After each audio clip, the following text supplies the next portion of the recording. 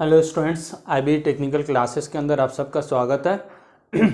आज हम लोग location and spacing of sub station या आपका TSS ट्रैक्शन सब स्टेशन के बीच में हमारा स्पेसिंग कितना होगा और किन किन फैक्टर पर डिपेंड करेगा उसकी बात करेंगे, और कहाँ पर हम लोग सब स्टेशन बनाएंगे उसकी बात करेंगे। यानी location and spacing between the sub station हम लोग आज डिस्कस करेंगे। तो कुछ पॉइंट है, 3-4 पॉइंट फैक्टर होता है जिसको हम लोग कंसीडर करते हैं, देखते हैं किसी भी लोकेशन को सेलेक्ट करने के लिए या दो सब स्टेशन के बीच में कितना डिफरेंस रखेंगे, कितना स्पेस रखेंगे उसको कंसीडर करने के लिए। तो आइए एक एक करके सारा पॉइंट को समझते हैं। तो पहला जो पॉइंट है लोकेशन से रिलेटेड, यानी लोकेशन के लिए फर्स्ट पॉइंट बात किया गया है। ठीक है, बाकी जो 3 पॉइंट हमने लिखा है ये 3 point second, third and fourth point के अंदर हम बात करेंगे स्पेसिंग की, यानी दो सब स्टेशन के बीच में हमारा स्पेसिंग कितना होगा और किन किन फैक्टर पर हम लोग कंसीडर करेंगे, किन फैक्टर को हम लोग देखेंगे।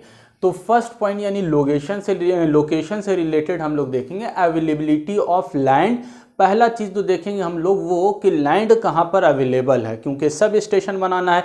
तो सब स्टेशन ऐसा तो नहीं है कि बहुत छोटे से जगह सब स्टेशन के लिए हम लोग को सफिशिएंट अमाउंट ऑफ लैंड चाहिए, क्योंकि आपको वहाँ पर TSS के अंदर आपको ट्रांसफार्मर लगाना, वो भी छोटा नहीं बहुत बड़ा ट्रांसफार्मर 132 kV टू 25 kV आपको स्टेप डाउन ट्रांसफार्मर लगाना है, जहां पर आपका ट्रांसमिशन लाइन आएगा 132 kV की। तो आपको पर्याप्त जगह चाहिए जहां पर बस बार होगा, सर्किट ब्रेकर होगा, रिले होगा, आपका सारा इक्विपमेंट अरेंजमेंट होगा। तो इसीलिए पर्याप्त आपको जगह चाहिए, स्पेस अच्छा होना चाहिए। तो फर्स्ट चीज़ यानी कि आपको बड़ा स्पेस मिले जहां पर आप वहां पर बनाएंगे। तो अवेलेबिलिटी ऑफ लैंड के अंदर फर्स्ट चीज़ हम लोग क्या देखेंगे, मोर स्पेस रिक्वायर्ड। जहां पर ज़्यादा हमको स्पेस मिल रहा है वहां पर हम लोग सब स्टेशन को बनाएंगे। और जनरली ऐसा हम लोग क्यों बोल रहे हैं, क्योंकि हमारा जो स्पेस ज़्यादा क्यों चाहिए, क्योंकि number of equipments, electrical equipments हमको वहाँ पर इंस्टॉल करना होता है। दूसरा हम लोग क्या देखेंगे, लैंड शुड बी एक्सटेंडेबल, यानी एक्सटेंड कर सकें। फ्यूचर के अंदर मान के चलिए लोड बढ़ रहा है तो हम एक ट्रांसफार्मर की जगह हो सकता है 2 ट्रांसफार्मर लगा दें या और हमारा इक्विपमेंट्स ऐड कर दें। तो इसलिए हमारा क्या होना चाहिए, आप थर्मल पावर प्लांट या न्यूक्लियर पावर प्लांट के अंदर भी हम लोग बात करते थे कि कोई भी प्लांट बना रहे हैं तो फ्यूचर में हमारा ये एक्सपेक्टेशन होता है कि लोड जैसे बढ़ जाएगा तो हम लोग क्या करें, नंबर ऑफ यूनिट वहाँ पर बढ़ाते थे। तो इसी प्रकार यहाँ पर भी हमको अगर आवश्यकता पड़ी तो हम क्या करेंगे, वहाँ पर इक्विपमेंट्स को बढ़ाएंगे। तो स्पेस होगा तभी तो बढ़ाएंगे। तो हमारा ऐसा स्पेस हम लोग चूज करेंगे जहाँ पर भविष्य में फ्यूचर के अंदर आवश्यकता पड़े तो हम क्या कर सकें, स्पेस को हम लोग एक्सटेंड कर सकें, बढ़ा सकें। इसके लिए इसके बाद क्या बात किया गया है, generally sufficient land is available under the railway authority, यानी रेलवे के पास खुद इतना ज़मीन दूसरे से उधार लेने की आवश्यकता नहीं है। रेलवे जो होता है इसके पास खुद पर्याप्त आपका स्पेस होता है, और वही स्पेस के अंदर जनरली क्या किया जाता है, आपका TSS यानी ट्रैक्शन सब स्टेशन बनाया जाता है। और important railway station fix the location of sub station, यानी जो इम्पॉर्टेंट स्टेशन है वहीं पर हम लोग क्या करते हैं, वो अपना जगह, जो स्टेशन है बड़ा बड़ा जंक्शन होता है वो अपना जगह अवेलेबल रखता है TSS बनाने के लिए, सब स्टेशन बनाने के लिए। क्योंकि अभी किसी भी स्टेशन से यदि नज़दीक सब स्टेशन होगा तो वहाँ पर क्या होगा, आसानी होगा, सारा स्विचिंग ऑपरेशन, आदमी को जाने में आने में, ट्रांसपोर्टेशन सब कुछ इजी होगा। इसीलिए जो बड़ा स्टेशन होता है वो अपना क्या करता है, जगह अवेलेबल रखता है, किस लिए, TSS बनाने के लिए, सब स्टेशन बनाने के लिए। लेकिन ये बात याद रखना होगा कि कोई ज़रूरी नहीं है कि हमारा स्टेशन जो बड़ा है वही स्टेशन, जैसे आप लोग किसी स्टूडेंट ने क्वेश्चन किया था कि गया के अंदर हमको TSS नहीं दिखाई दे रहा है, यानी गया जंक्शन के बगल में TSS नहीं हमको मिल रहा है। तो ये कोई ज़रूरी नहीं कि गया जंक्शन है तो वहाँ पर TSS होगा ही, क्योंकि TSS का मतलब क्या है, ट्रैक्शन सब स्टेशन आपका कितना, आपका राइट साइड लगभग 45 किलोमीटर और लेफ्ट साइड 45 किलोमीटर कवर करता है। तो ज़रूरी नहीं है कि आपका बीच में गया है तो गया ही में स्टेशन बने, हो सकता है इससे आगे बेला में, चाकर में, कहीं पर भी TSS बना सकता है और आपका गया के अंदर सप्लाई दे सकता है। ठीक है, लेकिन जनरली बड़ा स्टेशन पर हम लोग TSS, ये स्टेशन आपका जगह रखता है TSS बनाने के लिए, सब स्टेशन बनाने के लिए।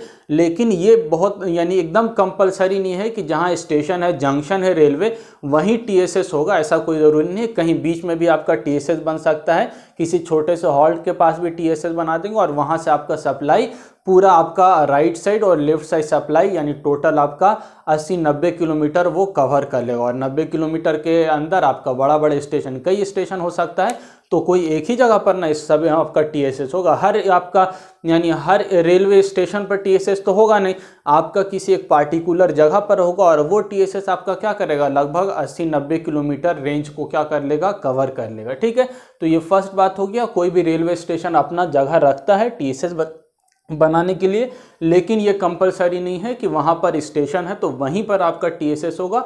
उससे कहीं दूर हट के भी दूसरे हॉल्ट पर भी हो सकता है, या स्टेशन है तो स्टेशन से थोड़ा दूर हट के भी आपका TSS होगा। अच्छा, यहाँ पर एक बात आपका याद आया हमको, रेलवे अथॉरिटी। ये क्वेश्चन किसी बच्चे ने, स्टूडेंट ने पूछा था, हमारी यहाँ से अदिति कुमारी ने क्वेश्चन पूछा था, रेलवे अथॉरिटी के अंडर आपका क्या है, जो TSS है वो TSS किसके अंडर में। तो याद रखिएगा, यह पॉइंट नोट्स के अंदर भी लिखा हुआ, बुक में पढ़िएगा, बुक ही वाला नोट्स के अंदर पॉइंट लिखा है। रेलवे अथॉरिटी और आपका जो सप्लाई अथॉरिटी, दो तरह की अथॉरिटी की बात होती है। तो सप्लाई अथॉरिटी किसको कहते हैं, जो आपका सप्लाई दे रहा है। अब चूंकि पूरा इलेक्ट्रिकल सिस्टम है, पूरा इलेक्ट्रिकल इंजीनियर ही हैंडल कर रहा है, तो लेकिन इलेक्ट्रिकल सप्लाई को भी बांट दिया गया। जो आपका 132 kV का काम हो रहा है, ट्रांसमिशन लाइन है, ये 132 kV का ट्रांसफार्मर है या अल्टरनेटर होगा जनरेटिंग स्टेशन पर, ये सारा क्या है, आपका सप्लाई अथॉरिटी। और इसके अंदर जो इंजीनियर है वो आपका क्या होगा, आपका प्रोडक्शन में, जनरेशन के अंदर वो काम कर रहा है। NTPC इस तरह का जो जनरेशन होता है वहाँ पर वो काम कर रहा होता है, और वो किसके अंडर में काम करता है, सप्लाई अथॉरिटी के अंडर में, जहाँ से आपका सप्लाई दिया जाता है, इलेक्ट्रिकल प्रोडक्शन होता है और वहाँ से ट्रांसमिशन का काम करते हैं। और दूसरा रेलवे अथॉरिटी। अब चूंकि रेलवे आपका क्या है, रेलवे में तो अलग अलग प्रोविज़न हो सकता है, यानी बिना इलेक्ट्रिसिटी के भी रेलवे काम करेगा, लेकिन चूंकि हम लोग मेनली तौर से किसकी बात कर रहे हैं, जहाँ पर इलेक्ट्रिफिकेशन की बात करें, जहाँ पर इलेक्ट्रिकल सप्लाई हो रहा है, तो यहाँ पर भी इलेक्ट्रिकल सप्लाई आ रही है, यहाँ पर भी इलेक्ट्रिकल इंजीनियर होगा। लेकिन ये जो इंजीनियर होगा या ये इलेक्ट्रिकल सप्लाई जो मेंटेनेंस होगा, ये किसके अंडर में आएगा, ये आपका रेलवे अथॉरिटी के अंदर आएगा। ये वहाँ से जनरेटिंग स्टेशन वाला स्टाफ आके यहाँ पर काम नहीं करेगा, यहाँ पर रेलवे का अपना इंजीनियर होगा, JE हो चाहे सेक्शन इंजीनियर हो, या अपना इंजीनियर होगा, और वो आपका क्या कहलाएगा, रेलवे अथॉरिटी के अंदर काम करेगा। अब यहाँ पर एक क्वेश्चन था वहाँ पर अदिति का, कि क्वेश्चन ये था कि आपका जो TSS है वो रेलवे अथॉरिटी के अंदर है या आपका सप्लाई अथॉरिटी के अंदर है। तो इसका आंसर पॉइंट के अंदर आप देखिएगा अलग अलग प्रोविज़न हो सकता है। ठीक है, तो ये कोई ज़रूरी नहीं है कि आपका TSS जो है वो कंप्लीट आपका क्या है, रेलवे अथॉरिटी के अंदर है। आपका 132 kV की जो सप्लाई आ रही है और ट्रांसफार्मर 132 kV से जो स्टेप डाउन कर रहा, हो सकता है ये क्या हो जाए, आपका सप्लाई अथॉरिटी के अंदर आए, या हो सकता है ये आपका क्या हो जाए, ये आपका रेलवे अथॉरिटी के अंदर आए। लेकिन ये हो सकता है, हम क्यों बोल रहे हैं, क्योंकि अलग रेलवे जो स्टेशन है ये अलग अलग, पूरा रेलवे आपका सेंट्रल रेलवे जो है ये अलग अलग जोन में बटा हुआ। आप पॉइंट के अंदर पढ़िएगा तो देखिएगा मद्रास का नाम लिखा हुआ है, तो वहाँ पर आपका क्या है, ये अलग अलग जो अथॉरिटी है, ये जोन है, ये अपने हिसाब से निर्णय कर सकता है, डिसीजन ले सकता है सप्लाई अथॉरिटी के साथ। तो ये अगर बात कर लिया कि नहीं, मद्रास वाला बात कर लिया कि हम लोग क्या करेंगे, जो आपका TSS 132 kV आप जो वहाँ पर काम कर रहे थे, ठीक है पहले, लेकिन 132 kV जब आप दे दिया तो ट्रांसफार्मर है, सर्किट ब्रेकर है, चाहे 132 पर काम करे या 25 kV पर काम करे, ये सारा मेरे अंडर दे दीजिए। तो ये क्या हो जाएगा, आपका रेलवे अथॉरिटी के अंदर आ जाएगा। तो कोई स्टेशन ऐसा भी होगा जो आपका ट्रांसफार्मर आपका सप्लाई अथॉरिटी के अंदर चला गया, बाकी सब क्या है 25 kV से आपका रेलवे अथॉरिटी काम करना चालू किया, और 132 तक था वो सप्लाई अथॉरिटी काम कर रहा है। लेकिन इफिशिएंटली अच्छा क्या होगा, अच्छा ये होगा कि पूरा का पूरा TSS किसके अंदर आ जाए, रेलवे अथॉरिटी के अंदर आ जाए, तो वहाँ पर आपका मेंटेनेंस का या काम करने के लिए अच्छा होगा और इफिशिएंटली काम होगा। लेकिन ये फिक्स नहीं होता, अलग अलग जो जोन होता है, स्टेशन होता है, वो अपना निर्णय लेता है कि हमारा सप्लाई अथॉरिटी से हमको कैसा टाई अप करना है, पूरा उसको हम लोग 132 kV या ट्रांसफार्मर उसके अंडर रखेंगे या अपने अंदर रखेंगे, उन लोग अपना कंजर्वेशन या अपना बातचीत करके वहाँ पर निर्णय लेते हैं। और अलग अलग स्टेशन का हो सकता है, अलग अलग, कोई सप्लाई अथॉरिटी के अंदर भी आ सकता है या रेलवे अथॉरिटी के अंदर भी आ सकता है। ठीक है, तो यहाँ पर कोई फिक्स चीज़ नहीं होता है कि TSS है तो ट्रांसफार्मर आपका लगा हुआ तो वो आपका रेलवे अथॉरिटी के ही अंदर आए, ऐसा कोई ज़रूरी नहीं, सप्लाई अथॉरिटी के अंदर भी जा सकता है। ठीक है, तो ये आपका अलग अलग आपका रेलवे स्टेशन के लिए अलग अलग हो सकता है। चलिए आते हैं पॉइंट पर। ये आपका लोकेशन से रिलेटेड बात हो गया, लोकेशन से, यानी लोकेशन हमारा कहाँ होगा, वहाँ पर इतनी सारी बात की हमने। अब यहाँ पर 3 पॉइंट जो लिखा वो हमने स्पेसिंग से रिलेटेड बात किया, यानी 2 सब स्टेशन के बीच में कितना स्पेसिंग होगा। तो एक चीज़ तो ये जान लीजिए कि जितना हमारे पास क्या है स्पेसिंग ज़्यादा होगा, यानी पहला TSS यहाँ पर और दूसरा हम लोग 500 किलोमीटर दूर TSS बनाएंगे, उतना अच्छा होगा हमारे लिए। क्यों अच्छा होगा? क्योंकि हमारे पास TSS मान के चले हर 1 किलोमीटर पे TSS बना रहे, तो आपका TSS का मतलब क्या, खाली नाम TSS नहीं, वहाँ पर आपको क्या लगाना होगा, ट्रांसफार्मर लगाना होगा, सर्किट ब्रेकर लगाना होगा, आपको वहाँ पर बस बार लगाना होगा, तो बहुत सारा इक्विपमेंट लगाना, तो आपका कॉस्ट क्या हो जाएगा, बहुत ज़्यादा बढ़ जाएगा। इसीलिए जितना दूर हो सके, 2 सब स्टेशन के बीच की दूरी जितना अधिक हो सके उतना हम लोग क्या करेंगे, उतना सिस्टम के लिए अच्छा होगा, इकोनॉमिकल होगा, लेकिन एक लिमिट तक। ऐसा नहीं कि पहला 1 किलोमीटर एक यहाँ पर बना और दूसरा TSS हम 500 किलोमीटर बना रहे हैं दूर, तो ऐसा पॉसिबिलिटी नहीं है। इकोनॉमिकल होगा कब तक, एक निश्चित सीमा तक। ठीक है, वो निश्चित सीमा क्या होगा, तो उसी के लिए हम लोग इतना सारा फैक्टर की बात कर रहे हैं। तो अब देखिए दूसरा पॉइंट में हम लोग को क्या देखना है, स्पेसिंग के अंदर जो पहला चीज़ देखना है मैक्सिमम परमिजिबल वोल्टेज। इसका मतलब क्या हुआ कि 2 TSS के बीच में हम लोग स्पेसिंग इतना रखेंगे जहां तक हमारा वोल्टेज क्या हो, बहुत ज़्यादा ड्रॉप वोल्टेज का नहीं हो। जो दूर मान के चलिए यहाँ पर TSS आपका है, यहाँ से सप्लाई कोई लोकोमोटिव टच हुआ यहाँ पर, तो इस लोकोमोटिव की यानी TSS के बगल में कोई यहाँ पर TSS था, यहाँ पर मान के OC सिस्टम, तो यहाँ पर ये अगर मेरे पास मान के चलिए लोकोमोटिव है, तो इसको तो पहले वाले यहाँ पर नज़दीक में इसको तो वोल्टेज अच्छा मिलेगा, लेकिन दूसरा मान के चलिए आपका क्या है, दूसरा हम लोग TSS बनाए कितना दूर बनाते हैं, लगभग 80-90 किलोमीटर दूर। ठीक है, तो बीच में न्यूट्रल सेक्शन रहता है, तो यहाँ पर अगर मान के चलिए ये वाला आ गया, यानी 44-45 किलोमीटर पर आपका मान के चलिए लोकोमोटिव है। तो अब यहाँ पर जो लोकोमोटिव होगा इसको वोल्टेज कैसा मिलेगा, अच्छा मिलेगा? नहीं, इसको वोल्टेज पुअर वोल्टेज मिलेगा। क्यों? क्योंकि आपका जो OHE सिस्टम है इसके अंदर वोल्टेज ड्रॉप हो रहा है, और वोल्टेज ड्रॉप कहाँ हो रहा है, केवल OHE के अंदर, यानी ओवरहेड कंडक्टर के अंदर नहीं होगा। इसके अलावा आपका जो रिटर्निंग पाथ है, यानी रेल नीचे से आपका जो पटरी गया हुआ है, इस पटरी के अंदर भी तो होगा, ये भी तो कंडक्टर है, इन दोनों मिला के ना आपका सर्किट पूरा कर रहा है। तो यहाँ पर भी वोल्टेज ड्रॉप, यहाँ पर भी वोल्टेज ड्रॉप, तो कुल मिला के वोल्टेज ड्रॉप सिस्टम का क्या होगा, यहाँ पर जो लोकोमोटिव आएगा इसको वोल्टेज कम मिलेगा। तो कितना कम है, तो वो परमिजिबल लिमिट, यानी लगभग 17,000 वोल्ट तक अगर मिलता है तो या हमारे पास सिस्टम या 25 kV से थोड़ा बहुत कम, तो हम मान लेंगे कि ये मेरा लोकोमोटिव सही काम करेगा। लेकिन उससे बहुत कम हो गया मेरे पास, तो इस स्थिति में क्या हो जाएगा, आपका लोकोमोटिव फेलवर, यानी कि इसको जो वोल्टेज मिल रहा है वो पर्याप्त वोल्टेज नहीं मिलेगा, तो यहाँ पर आपका वर्क सही से नहीं होगा, आपका इक्विपमेंट्स डैमेज हो जाएगा। तो उस स्थिति में हमको पर्याप्त वोल्टेज चाहिए, और ये पर्याप्त वोल्टेज के लिए क्या, दोनों TSS के बीच का स्पेसिंग कम हो। अगर बहुत ज़्यादा बना दिया, एक यहाँ पर और दूसरा आपका 1000 किलोमीटर बाद बनाया, तो यहाँ पर आपका कितना हो जाएगा, 500 किलोमीटर। तो यहाँ से यहाँ तक 500 किलोमीटर पर, ये पहला किलोमीटर पर तो ठीक है, लेकिन जो 500 किलोमीटर दूर होगा ये वाला लोकोमोटिव को सप्लाई वोल्टेज क्या मिलेगा, बहुत कम मिल जाएगा। तो वही बात लिखा गया, if locomotive at farthest point, यानी सबसे दूर पॉइंट, farthest point from the sub station, then it got minimum voltage. इस जो सबसे फार्थेस्ट पॉइंट पर है, सबसे दूरी पर है, इसको वोल्टेज क्या मिलेगा, कम मिलेगा। देयरफॉर उसके लिए हम लोग को अच्छा करना क्या होगा, यदि हम चाह रहे हैं कि वोल्टेज बढ़ा दें तो उसके लिए क्या करना होगा, आपको ड्रॉप कम करना होगा। और वोल्टेज ड्रॉप कम होगा, कब कम होगा, यदि हम लोग cross section area of conductor को बढ़ाते हैं। तो cross section area of conductor को बढ़ाना होगा, as well as cross section area of rail, यानी पटरी के एरिया को भी आप बढ़ाइएगा और आप कंडक्टर के एरिया को भी बढ़ाइएगा, तो वोल्टेज ड्रॉप क्या हो जाएगा, आपका कम होगा, तो आप क्या कर सकते हैं, स्पेसिंग थोड़ा और बढ़ा सकते हैं। ठीक है, तो इन सभी बातों को देखते हुए हम लोग क्या करते हैं, लगभग बहुत ज़्यादा भी नहीं हो बहुत नज़दीक भी नहीं हो, तो 25 kV AC सिस्टम के अंदर लगभग दो जो सब स्टेशन होता है इसके बीच में लगभग हमारा 88 या 90 किलोमीटर का डिफरेंस रखते हैं, और जो न्यूट्रल सेक्शन होगा वो कितने दूर पर बना होगा, लगभग 45 किलोमीटर पर बना होगा। तो इतना दूर 45 किलोमीटर तक क्या है, ओके है, बहुत ज़्यादा दिक्कत नहीं होता। लेकिन 45 की जगह अगर आप क्या कर दिए 100 किलोमीटर पर न्यूट्रल सेक्शन बनाइएगा तो वहाँ पर वोल्टेज ड्रॉप ज़्यादा हो जाएगा, और उस स्थिति में आपको जो इक्विपमेंट है वो इक्विपमेंट को पर्याप्त वोल्टेज नहीं मिल पाएगा। ठीक है, तो यदि आप स्पेस बढ़ाना चाहते हैं तो आपको क्या करना होगा, कंडक्टर का क्रॉस सेक्शन एरिया और रेल का क्रॉस सेक्शन एरिया बढ़ाना होगा, यानी आपका कुल मिलाकर कॉस्ट इसमें फिर ज़्यादा लग जाएगा। ठीक है, तो बहुत ज़्यादा स्पेसिंग हम नहीं कर सकते हैं क्योंकि आपका वोल्टेज ड्रॉप एक लिमिट तक होना चाहिए।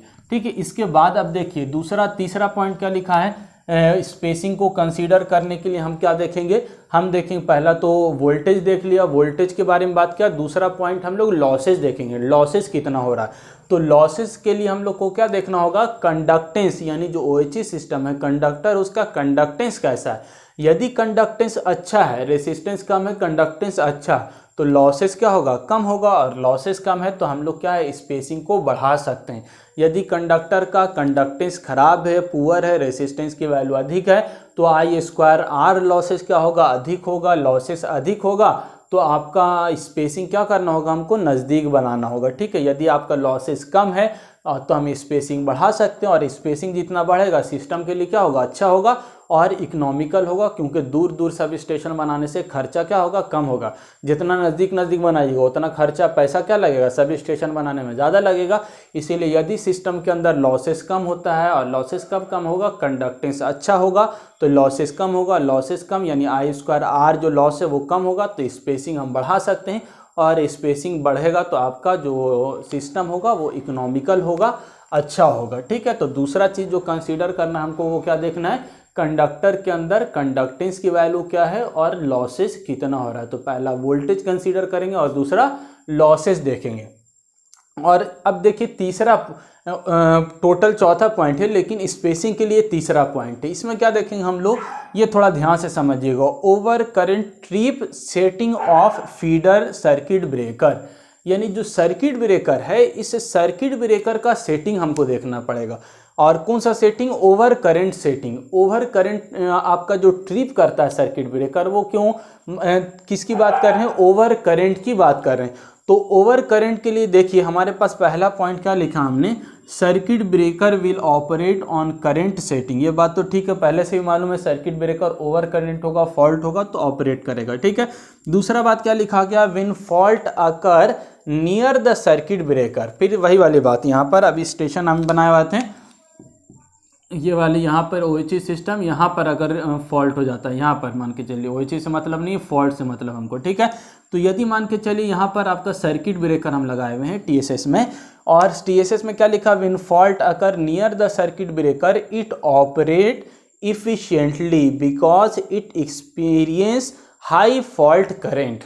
ठीक है, फर्स्ट बात क्या कहा गया, यदि हमारा पास फॉल्ट कहाँ हो जाए, सर्किट ब्रेकर के नज़दीक होगा तो इफ़िशिएंटली ये वर्क करेगा। क्यों, क्योंकि जो फॉल्ट करंट होगा वो ज़्यादा होगा, अधिक होगा।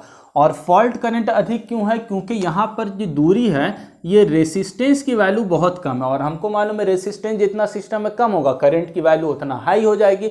तो चूंकि यहाँ पर OHE सिस्टम है ही नहीं, मतलब बिल्कुल नज़दीक सर्किट ब्रेकर के फॉल्ट हो गया, तो उस स्थिति में आपका रेसिस्टेंस चूंकि बहुत कम है तो आपका फॉल्ट करंट क्या होगा, बहुत अधिक बढ़ेगा, और सर्किट ब्रेकर आपका इफिशिएंटली यानी फौरन ट्रिप करेगा, अच्छे से काम करेगा आपका सर्किट ब्रेकर। लेकिन दूसरा बात क्या लिखा गया, but spacing between the sub station is excessive, यानी बहुत दूर हटा दिया। अब क्या हो गया, एक्सेसिव हो गया, the resistance of circuit in case of fault at farthest point will be excessive. इसका मतलब क्या हो, यहाँ पर हो रहा था तो रेसिस्टेंस कम था, लेकिन फॉल्ट यहाँ ना होके मान के चलिए ये आपका 500 किलोमीटर लंबा हम बना दिया, और फार्थेस्ट पॉइंट पर ये न्यूट्रल सेक्शन था, तो मान के चलिए 250 किलोमीटर बाद क्या हुआ आपका, 250 किलोमीटर बाद आपका फॉल्ट हुआ। ठीक है, तो अब देखिए फार्थेस्ट पॉइंट पर अब फॉल्ट हुआ, तो इस स्थिति में क्या होगा, जो रेसिस्टेंस की वैल्यू है वो OHE सिस्टम का रेसिस्टेंस क्या होगा, एक्सेसिव। ठीक है, बहुत ज़्यादा होगा। क्यों, क्योंकि फार्थेस्ट पॉइंट पर है। अब रेसिस्टेंस ये OHE है, कंडक्टर है, तो रेसिस्टेंस तो होगा ना इसका। तो यहाँ पर तो रेसिस्टेंस कुछ नहीं हम मान रहे थे क्योंकि बहुत नज़दीक था, लेकिन अब 250 किलोमीटर का तार है तो उसका रेसिस्टेंस की वैल्यू होगी और हाई रेसिस्टेंस हमको मिल जाएगा।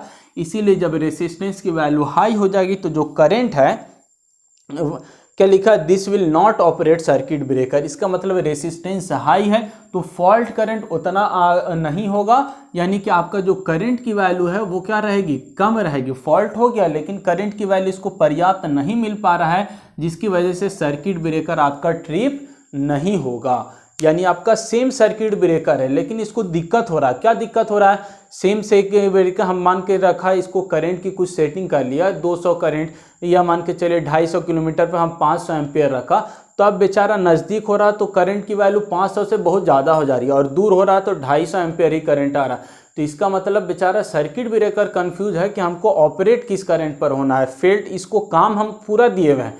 ठीक है, यहाँ से 250 किलोमीटर का काम दिए हुए कि यहाँ पर कहीं पर भी फॉल्ट हो तुमको ऑपरेट करना है, लेकिन ये बेचारा कंफ्यूज हो जा रहा है। नज़दीक हो रहा तो करंट की वैल्यू बहुत ज़्यादा बढ़ जा रही और दूर हो रहा तो करंट इतना कम हो रहा है कि ये बेचारा ऑपरेट ही नहीं हो पा रहा है। तो इसका मतलब हमारे पास स्पेसिंग है वो क्या करना होगा, लिमिटेड रखना होगा, ताकि सर्किट ब्रेकर क्या कर सके, उस करंट, जिस करंट पर हमने इसको सेट किया है उस करंट पर फार्थेस्ट पॉइंट पर हो फॉल्ट तब भी वो इसको सेंस कर सके और नज़दीक पॉइंट पर फॉल्ट हो तब भी सेंस कर सके। यानी रेसिस्टेंस का बहुत ज़्यादा अंतर नहीं हो।